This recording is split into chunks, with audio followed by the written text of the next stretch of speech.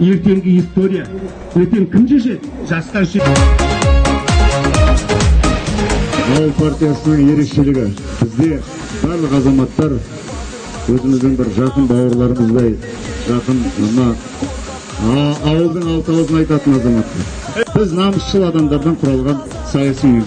Ал қазір мақтаныш бізге қазақ даласы, байлығы молдағы бар жау жүрек баласы, арманға бастаған құрылған көп қаласы. Қазақстаным, Қазақстаным, алға Қазақстан, Қазақстан. Адам боп келдім өмірге, ауыл боп кетсем тілегім. Қазақстан, байлығым